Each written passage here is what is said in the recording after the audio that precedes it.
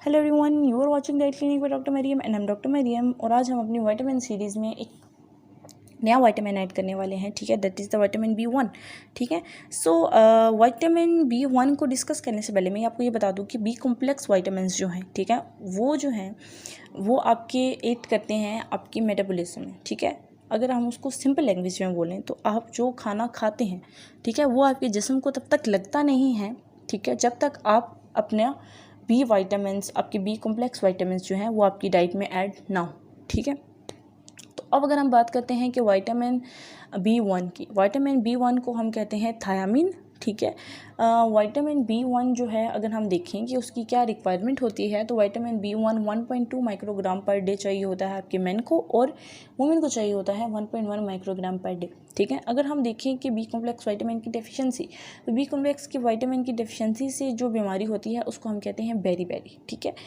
Berry एक disease है, ठीक है, जिसको आप मसल की डिज़ीज़ कह सकते हैं, पट्ठों की बीमारी है, ठीक है। और इसमें क्या हो जाता है कि आपके एक तो जिस्म में एक सूजन हो जाती है, आपका जिस्म फूल सकता है, ठीक है।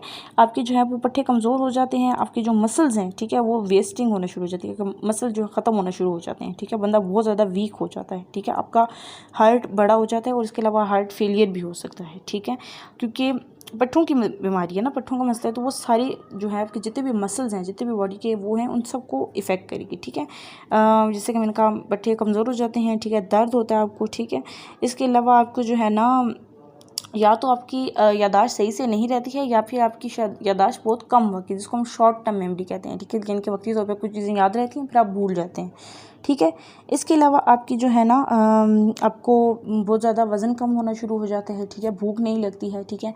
और आपकी आँख की भी जैसे तेज़ आँख फड़कना शुरू हो जाती है, इस तरह से होती है, ठीक है। और इसके अलावा आपको फिर बहुत इसके एडवांस स्टेज में आपको पैरालिसिस हो सकता है, ठीक है।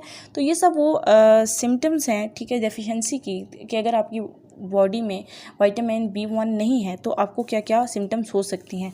और इसके अलावा अगर हम देखते हैं कि इसकी टॉक्सिसिटी, तो इसकी टॉक्सिसिटी से क्या होता है कि ये अभी तक रिपोर्ट नहीं की गई है विटामिन B1 की टॉक्सिसिटी, फ़िलहाल कभी किसी को हुई नहीं है, ठीक है। अगर फर्दर कभी होती है तो हम उसके बारे में फिर डिस्कस कर लेंगे, लेकिन टिल नाउ अभी इसकी कभी डेफिशिएंसी नहीं देखी गई, ठीक है।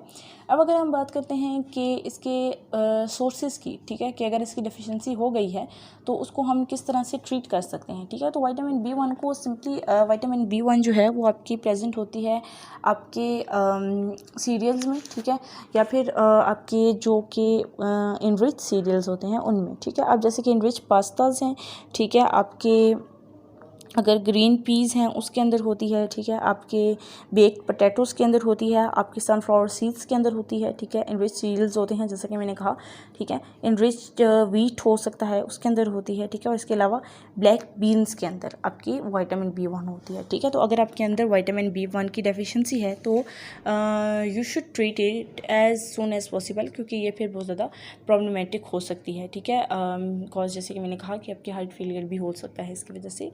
So guys, that's all from today's video, ठीक है। I hope you like the video, and if you like the video, please don't forget to like, share and subscribe my channel. Thank you very much.